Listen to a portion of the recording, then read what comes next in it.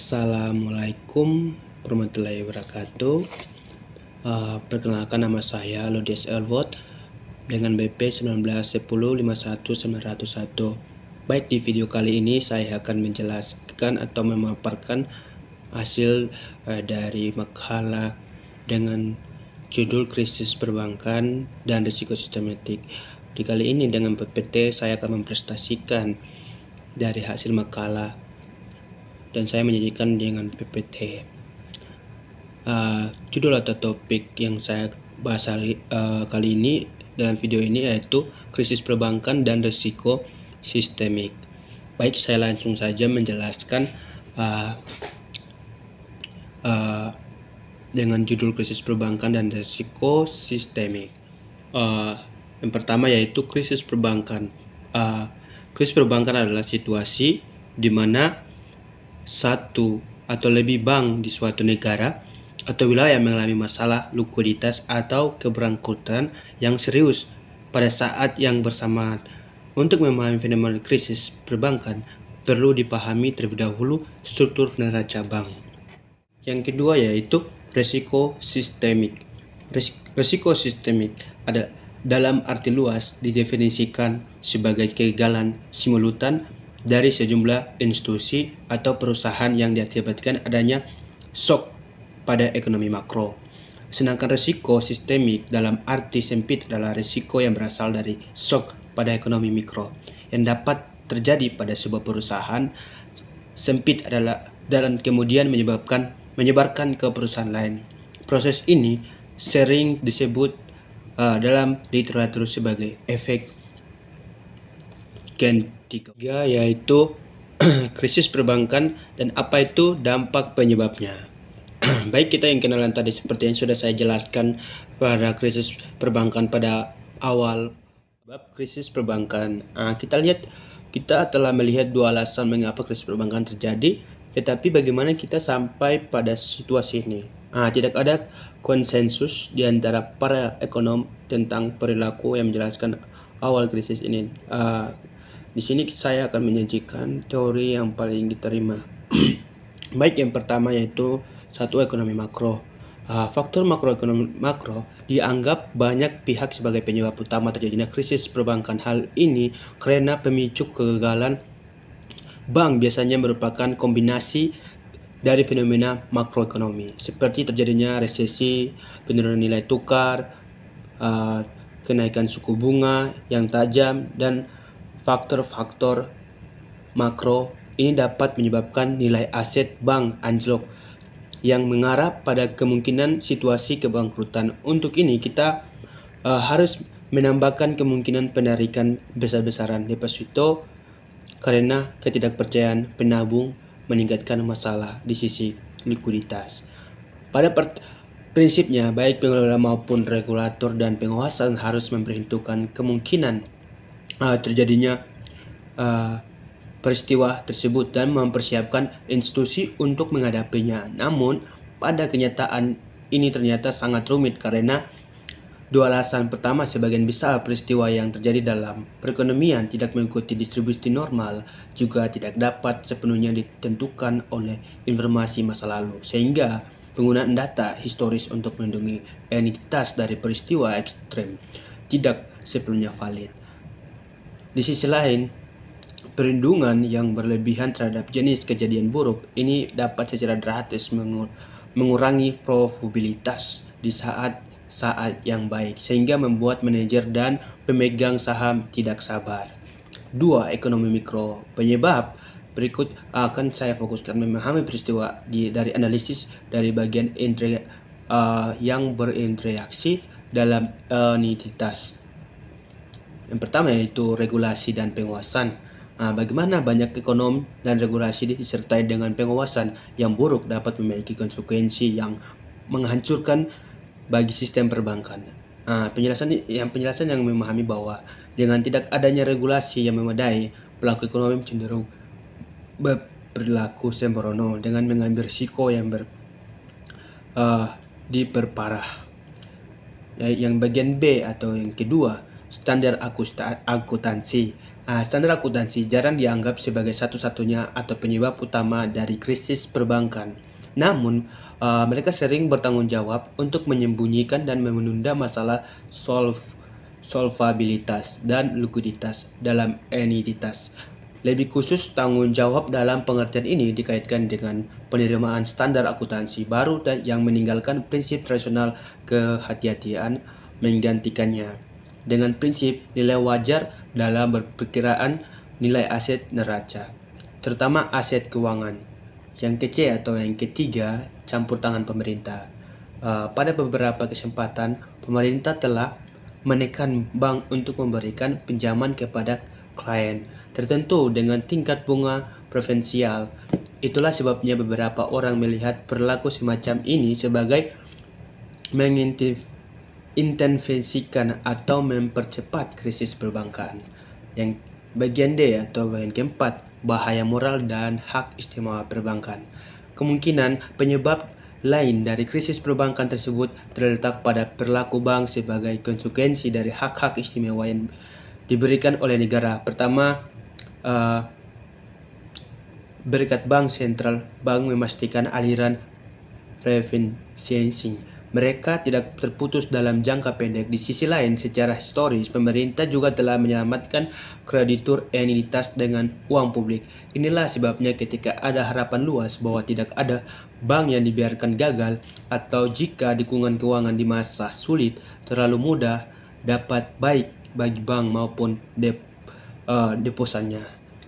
Yang disebut moral hazard muncul. Sistem penghargaan asimetris yang dihasilkan untuk para bankir. Jika berjalan dengan baik, saya menang banyak. Jika buruk, saya tidak akan kehilangan terlalu banyak.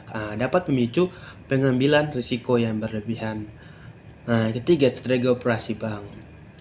Dalam banyak kasus, masalah dan bank disebabkan oleh kesalahan dalam strategi mereka sendiri atau kebagian operasional. Beberapa kegagalan operasional yang paling umum adalah evaluasi pinjaman yang diberikan buruk, ekspor yang berlebihan terhadap suku bunga atau nilai tukar, kontrol pinjaman dan pinjaman terkait dan lain-lain.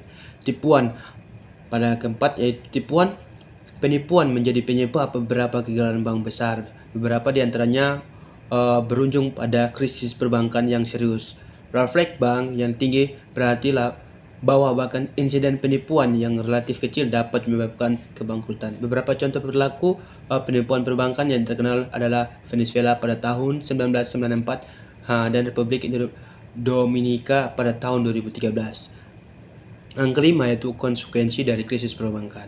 Dampak pertama dari krisis perbankan biasanya adalah krisis kredit. Ketika bank kekurangan likuiditas untuk berinvestasi, perusahaan yang bergantung pada pinjaman ini merasa sulit untuk mendapatkan modal yang diperlukan untuk menjalankan operasi mereka. Hal ini menyebabkan sistem perekonomian secara umum melemah, baik dalam jangka pendek maupun jangka panjang. Penurunan likuiditas dan investasi meningkatkan pengangguran, mengurangi pendapatan pajak pemerintah, dan mengurangi kepercayaan investor dan konsumen, merugikan pasar ekuitas yang pada gilirannya membatasi akses perusahaan ke modal.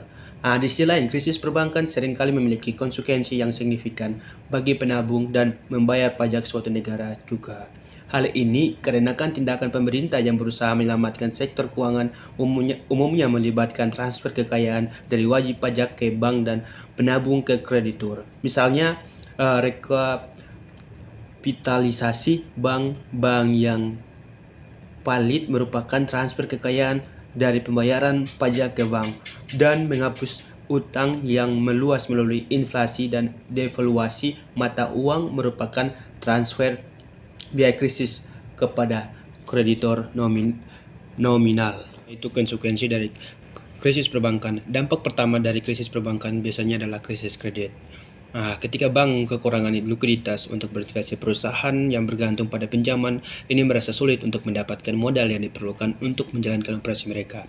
Hal ini menyebabkan perekonomian secara umum melemah, baik dalam jangka pendek maupun jangka panjang. Seperti yang sudah saya jelaskan dari awal tadi, penurunan likuiditas dan investasi meningkatkan pengangguran, mengurangi pendapatan pajak pemerintah, dan mengurangi kepercayaan investor dan konsumen, dan merugikan pasar ekuitas yang pada gilirannya membatasi akses perusahaan ke modal. Di sisi lain, krisis perbankan seringkali memiliki konsekuensi yang signifikan bagi penabung dan membayar pajak suatu negara juga.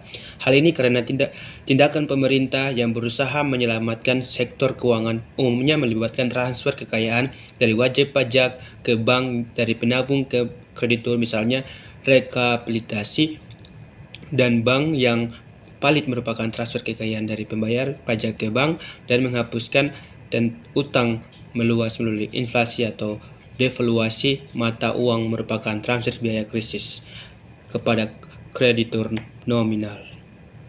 Yaitu krisis keuangan pada tahun 2007 sampai 2009 telah menciptakan minat baru dalam risiko sistemik.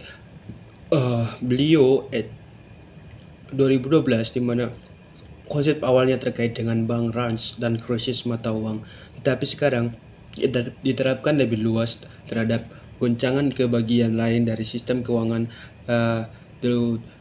To Fight 2012 menaikkan pentingnya risiko sistematik dalam perbankan, itu dilihat dari argumen ekonomi, argumen sosial, argumen ilmiah, dan argumen penting lainnya, sehingga diharapkan risiko sistemik dapat diantisipasi untuk menghindari kelumpuhan sistem keuangan. Baik, selanjutnya yaitu krisis global dan penyelamatan sistem perbankan Indonesia. Kasus Bank Senturi sungguh telah menyita perhatian dan di tenaga bangsa ini, apalagi rapat pleno Dewan Perwakilan Rakyat DPR menyetujui pembentukan panitia khusus pansus atas masalah ini.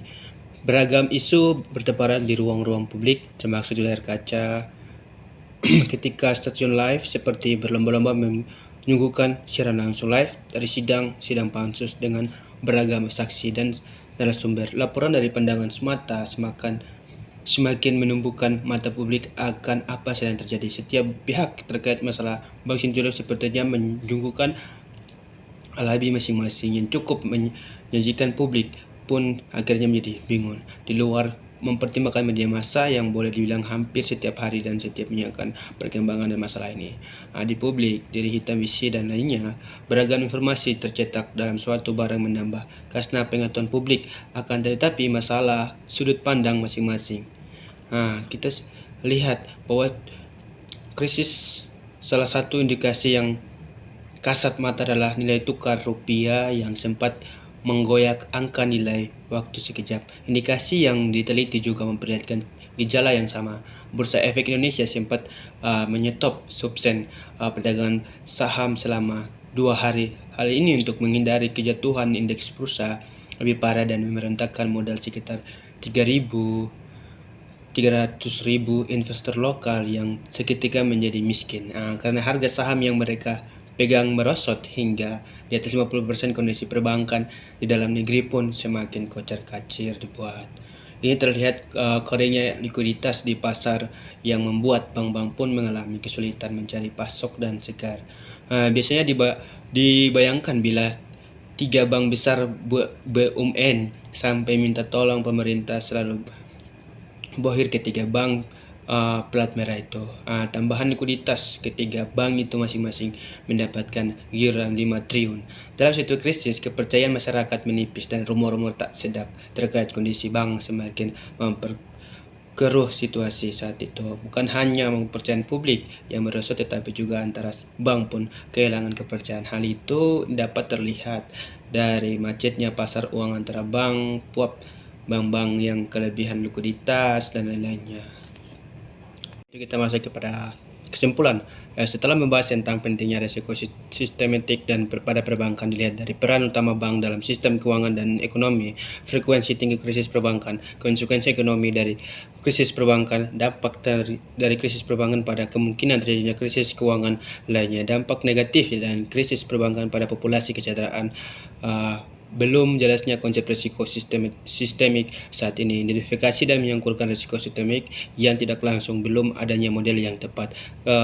Kekhasan bisnis perbankan, adanya tren perbankan modern, adanya lingkungan eksternal meningkatkan kemungkinan risiko sistematik di sektor perbankan. Risiko sistemik tidak bisa dihindari, namun dengan mempelajari gejala, proses, dan akibat yang ditimbulkannya membuat kita lebih waspada dan menghindarinya, mengantisipasi agar tidak melumpuhkan sistem keuangan. Sekian presentasi, terima kasih. Waalaikumsalam warahmatullahi wabarakatuh.